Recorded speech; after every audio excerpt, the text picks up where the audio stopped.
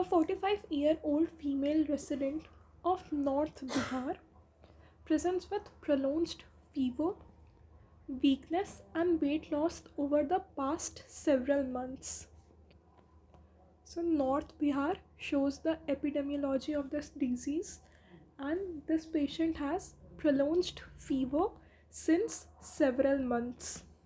So, this is one of the clinical manifestations. The patient appears emaciated and fatigued. Emaciated means thin, and fatigued means he is looking deprived of energy, he is looking tired. The temperature normal, and hepatosplenomegaly and pancytopenia with elevated liver enzymes. So, what is the diagnosis? So, the epidemiology is North Bihar. First symptom is prolonged fever since many months, and then weakness, and then emaciated, that means thin, loss of weight. Other symptoms are hepatosplenomegaly, that means liver and spleen are affected.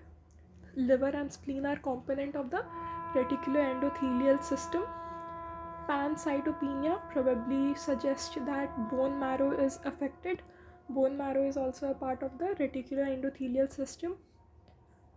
And because liver is affected, so the liver enzymes are also elevated. So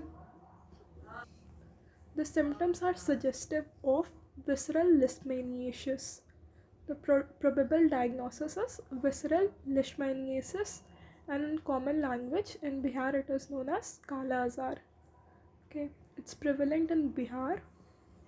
Okay, and these are the symptoms like fever, weight loss, hepatosplenomegaly, pancytopenia. These are the clinical features.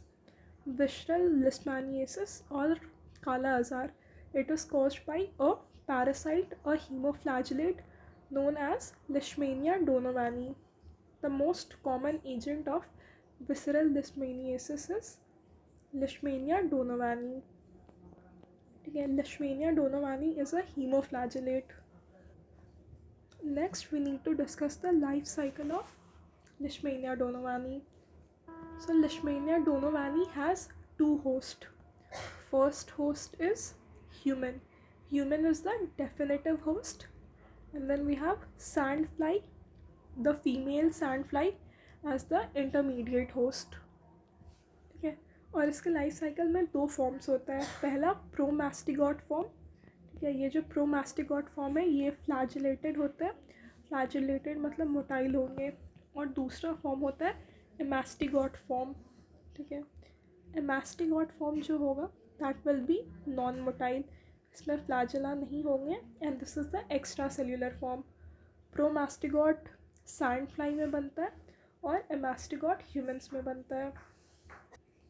So human acquire the infection by the bite of female sand fly. तो जो infected sand fly है वो जब human को bite करेंगी तो जो प्रोमास्टिगोट्स थे सैंड फ्लाई में जो प्रोमास्टिगोट्स थे वो स्किन पे रिलीज़ हो जाएंगे. ठीक है, ये जो प्रोमास्टिगॉट फॉर्म होते हैं इनका फैगोसाइटोसिस हो जाता है. मैक्रोफेजेस में इनका फैगोसाइटोसिस हो जाता है. फिर मैक्रोफेज के अंदर ये एमास्टिगॉट फॉर्म में चेंज हो जाते हैं. ये है प्रोमास्टिगॉट. ठीक है, सैंडफ्लाई का बाइट हुआ तो इन्फेक्शंस में ये सैंडफ्लाई के बाइट के कारण ह्यूमन स्किन पे ये डिपॉजिट हो जाता है. फिर वहाँ से इसका फैगोसाइटोसिस होता है मैक्रोफेजेस में. मैक्रोफेजेस में प्रोमास्टिगॉट इज ट्रांसफॉर्म्ड इनटू एमास्टिगॉट. जो एमास्टिगॉट फॉर्म है ये नॉन फ्लैजिलेटेड होता है, नॉन मोटाइल होता है. It is the intracellular form. ये जो एमास्टिगॉट्स है ये सर्कुलेशन के थ्रू ब्लड सर्कुलेशन या लिम्फेटिक के थ्रू जो रेटिकुलर एंडोथेलियल सिस्टम है, ठीक है, उसमें जाके डिपॉजिट हो जाते हैं. ठीक है, ये जो इन्फेक्टेड मैक्रोफेजेस है ये रेटिकुलर एंडोथेलियल सिस्टम में जाते हैं, जैसे कि bone marrow, liver, spleen and lymph node. ये these four are the organs of reticular endothelial system: bone marrow, lymph nodes, liver and spleen.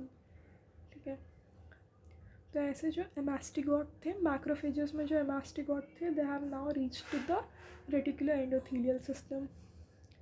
अब अगर सैंड फ्लाई ह्यूमन को बाइट करेगा, अगर सैंड फ्लाई इस इन्फेक्टेड ह्यूमन को bite करेगा, तो ये जो ब्लड में मैक्रोफेजेस है with the amastigotes within the macrophages है, ये सैंड फ्लाई में चला जाएगा।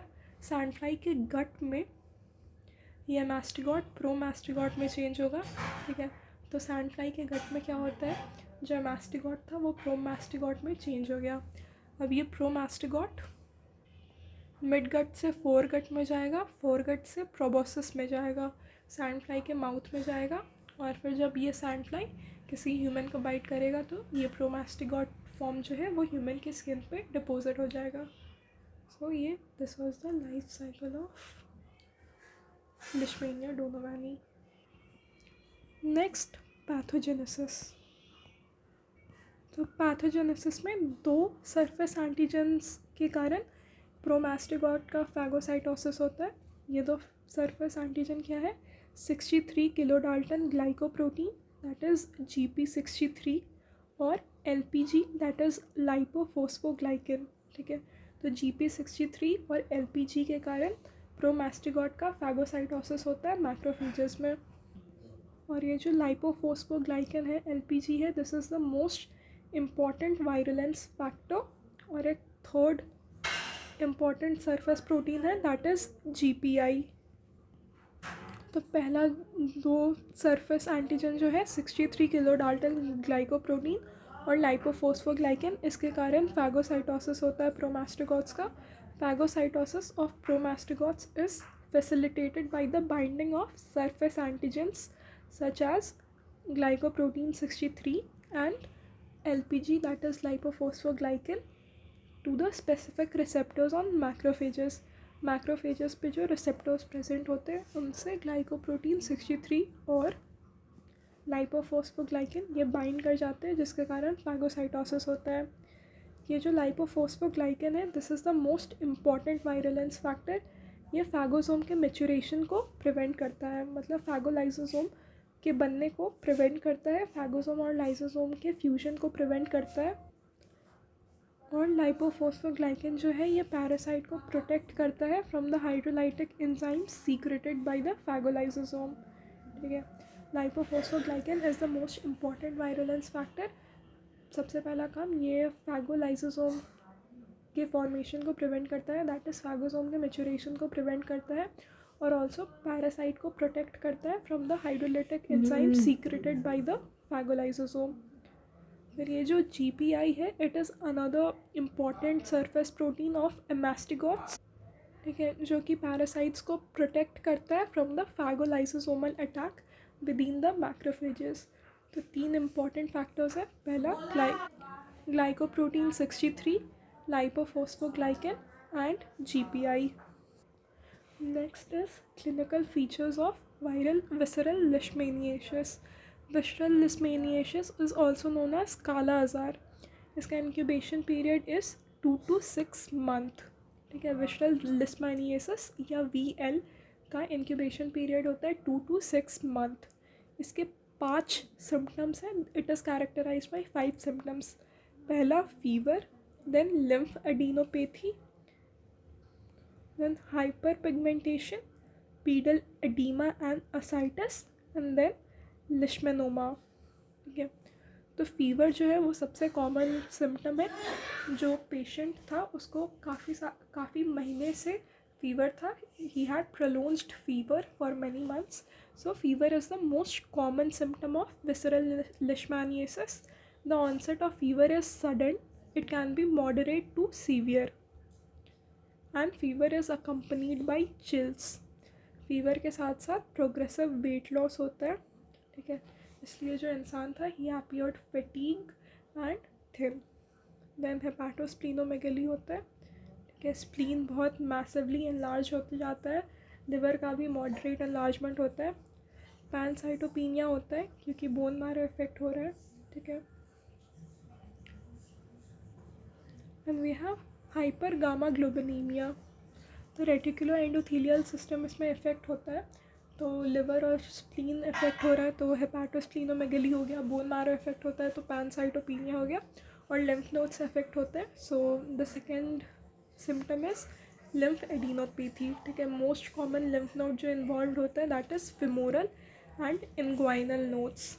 Lymph adenopathy is the enlargement of the lymph node. तो सबसे कॉमन लिम्फ नोड्स जो इन्वॉल्व होते हैं they are femoral and inguinal lymph node. Third symptom is hyperpigmentation, ठीक है। हाइपर पिगमेंटेशन जो स्किन होता है वो डार्क हो जाता है फेस पे, हैंड्स पे, फीट पे और एब्डोमेन पे, ठीक है। और हाइपर पिगमेंटेशन के कारण ही काला आज़ार को ये नाम पड़ा है काला आज़ार, ठीक है। काला मतलब black, so kala azar is also known as black fever.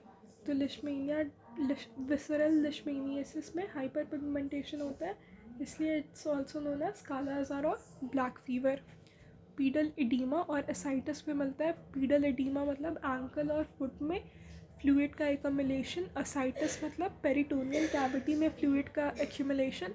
और ये पीडल एडिमा और एसाइटिस होता है ड्यू टू हाइपोएल्बुमिया, ठीक है। एल्ब्यूमिन का जो लेवल है वो कम हो जाता है जिसके कारण पीडल एडिमा और एसाइटिस होता है। फिर नोडुलर स्किन लीशंस देखते हैं। Nodules are raised structure on the skin and this is known as leishmanoma, ठीक है। तो 5 सिम्टम्स है fever, lymphadenopathy, hyperpigmentation, pedal oedema and ascites और leishmanoma. Then there's a term post Kala Azar dermal leishmaniasis or PKDL. PKDL stands for post Kala Azar dermal leishmaniasis. It is a non-ulcerative skin lesion that occurs in patient after antimony treatment, ठीक है।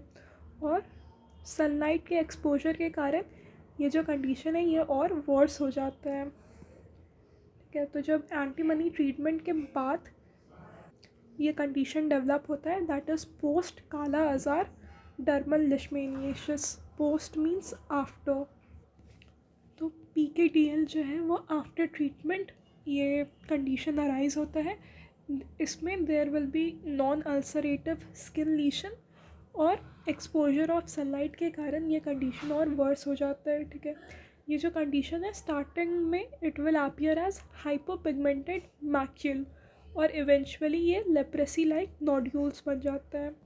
तो macule क्या आता है? Macule flat होता है, इसका size भी कम होता है, स्मूथ होता है। पर ये जो लेप्रेसी लाइक नोड्यूल्स होते हैं ये रेज्ड स्ट्रक्चर्स होते हैं जिनका साइज़ भी बड़ा होता है, ठीक है। तो post kala azar dermal leishmaniasis non ulcerative skin lesion है which appears after antimony treatment. It begins as hypopigmented macule but eventually develops into leprosy like nodules. Laboratory diagnosis क्या है इसका? सबसे पहले माइक्रोस्कोपिक डिटेक्शन। तो माइक्रोस्कोपी में हम एमास्टिगोट्स को डिटेक्ट करते हैं। Amastigotes are round intracellular structures and they are non flagellated, ठीक है। एमास्टिगोट्स जो होते हैं वो मैक्रोफेजेस के अंदर मिलेंगे, ठीक है। So amastigotes are seen as Leishman Donovan bodies और LD bodies within the macrophages. तो ये जो एमास्टिगोट्स होते हैं they are seen as Leishman Donovan bodies और LD bodies within the macrophages. और इनके लिए कौन कौन से स्टेन यूज़ कर सकते हैं? लिशमैन, जिम्सा और राइट स्टेन, ठीक है। एमास्टिगोट्स को माइक्रोस्कोपी पे देखने के लिए लिशमैन, राइट और जिम्सा स्टेन यूज़ करते हैं। Let's see the sample for visceral leishmaniasis. तो विसरल लिशमेनियासिस में रेटिकुलर एंडोथेलियल सिस्टम इफेक्ट होता है। तो उसके 4 ऑर्गन से हम एस्पिरेट्स और बायोप्सी कलेक्ट करेंगे। तो स्प्लीन, बोन मैरो और लिम्फ नोड का aspiration can be the sample और लिवर का biopsy can be the sample, ठीक है। इसके अलावा peripheral blood can be a sample and biopsy sample of other organs like oropharynx and stomach, ठीक है। तो reticular endothelial system plus peripheral blood, ठीक है, यहाँ से हम सैम्पल कलेक्ट करते हैं। Spleen aspiration, bone marrow aspiration, lymph node aspiration, liver biopsy और पेरीफेरल ब्लड, ठीक है। तो एस्पिरेशन और बायोप्सी जो होता है वो काफ़ी इन्वेसिव प्रोसीजर है। फिर इसका हम कल्चर करते हैं. कल्चर के लिए we use NNN medium. NNN stands for Novy MacNeal Nicolle medium. NN stands for Novy MacNeal Nicolle medium. ठीक है. So NN medium is the medium of choice for culture. एक और कल्चर मीडियम है Schneider's Drosophila insect medium. Okay, so NN medium is the medium of choice. Other medium is Suchnidos's Drosophila insect medium. ठीक है.